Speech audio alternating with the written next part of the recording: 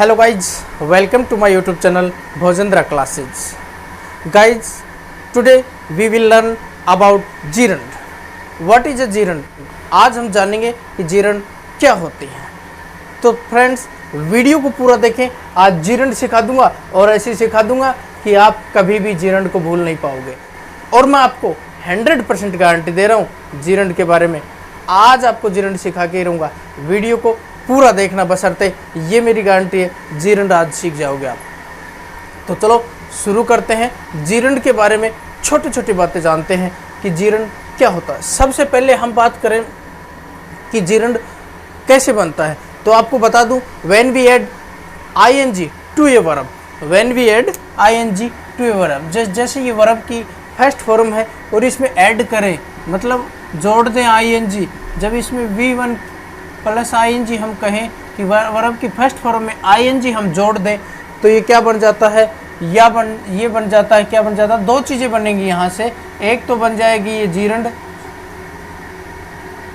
और एक बन जाएगी प्रेजेंट पार्टिसिपल।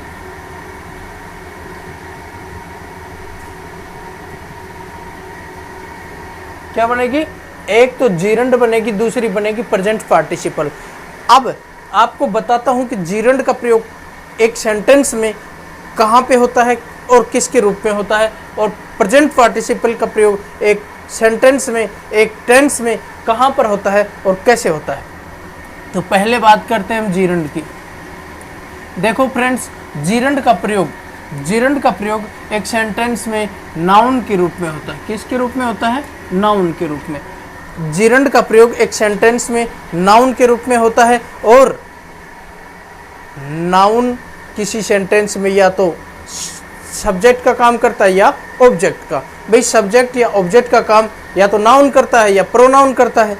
कहें तो हम कि नाउन किसी सेंटेंस में या तो सब्जेक्ट का काम करता है या फिर ऑब्जेक्ट का काम करता है। दूसरी बात, हम प्रेजेंट पार्टिसिपल के बारे में जाने।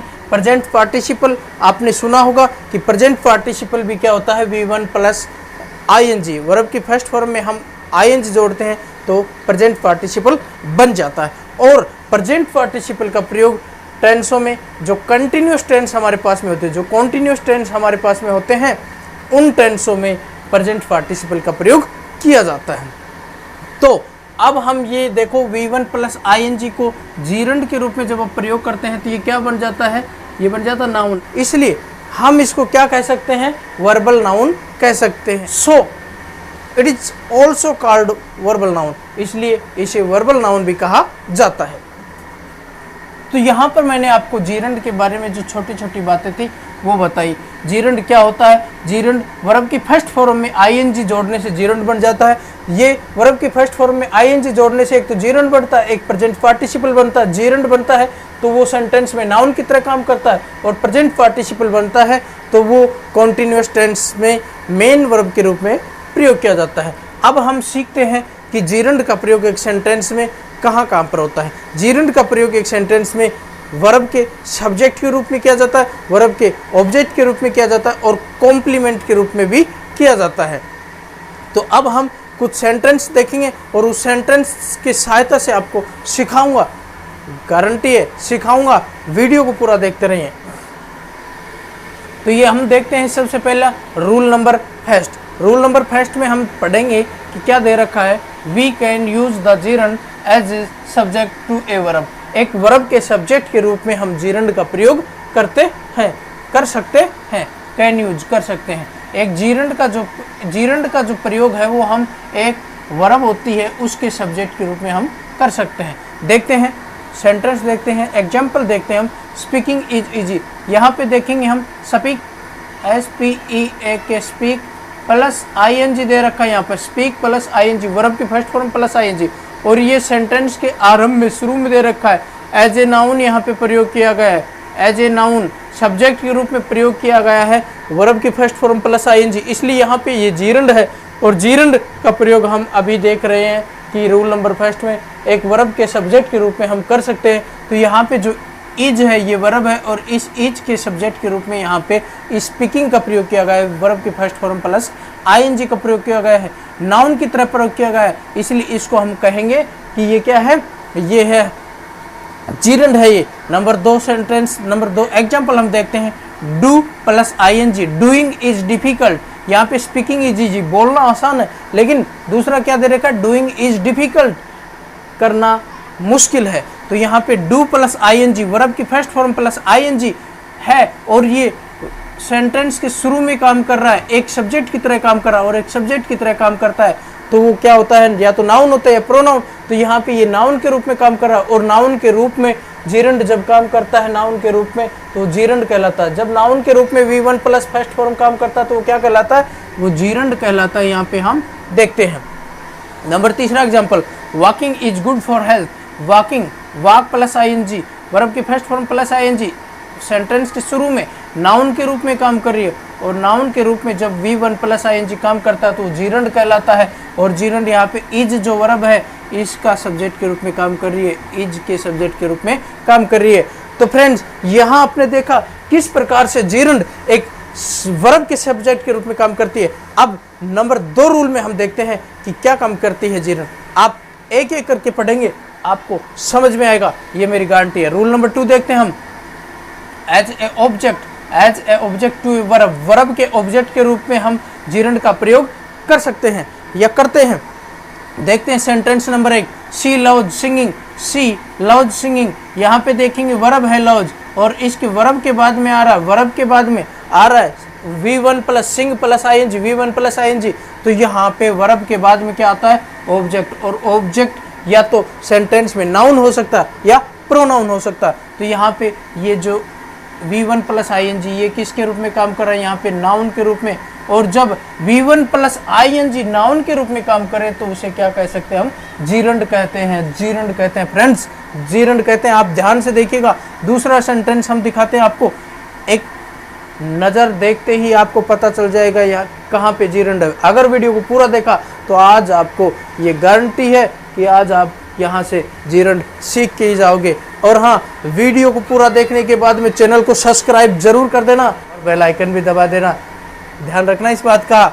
यहाँ पे देखते हैं रूल नंबर 3, रूल नंबर 2 में हम चल रहे हैं। तो यहाँ पे हम रूल नंबर 2 में दूसरा सेंटेंस देखते हैं, आई हेट गैम्बलिंग। यहाँ पे हेट मेन वर्ब है, और वर्ब के ऑब्जेक्ट के रूप में, वर्ब के बाद में क्या आता है, ऑब्जेक्ट। ऑब्जेक्ट के रूप में गैम्बल प्लस आईएनजी, जुआ खेलना, गैम्बल प्लस आईएनजी ऑब्जेक्ट के रूप में। किसी सेंटेंस में ऑब्जेक्ट के रूप में या तो नाउन आ सकता है या प्रोनाउन आ सकता है। तो यहाँ पे गैम्बल प्लस आईएनजी जो ये आ रहा है, ये यहाँ पे क्या आ रहा है, नाउन के रूप में। और जब V1 प्लस आईएनजी नाउन के रूप में किसी सेंटेंस में काम करता है तो उसे हम जीरंड कह सकते हैं।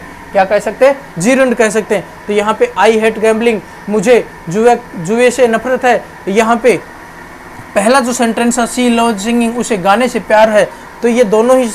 और हाँ, एक बात और बता देता हूँ गाइज, आपको जो वर्ब होती है, वर्ब 2 प्रकार की, आपको पहले मैंने वीडियो बना रखा है, बता देता हूँ कि एक तो ट्रांजिटिव वर्ब होती है और एक इनट्रांजिटिव वर्ब होती है। इनट्रांजिटिव वर्ब अपने साथ में, अपने बाद में कभी भी ऑब्जेक्ट नहीं लेती है, ऑब्जेक्ट हमेशा ट्रांजिटिव वर्ब लेती है अपने बाद में। तो यहाँ पे ये देखो, ये लव्स है और ये हेट है, ये दोनों ही ट्रांजिटिव वर्ब है। और ट्रांजिटिव और इनट्रांजिटिव वर्ब्स का मैंने वीडियो बना रखा है, वो आपके लिए इसी वीडियो के डिस्क्रिप्शन में डाल दूंगा, आप देखना, बिल्कुल भी ना भूले, उसको देखें, पूरा देखें, सीख जाएंगे, गारंटी है।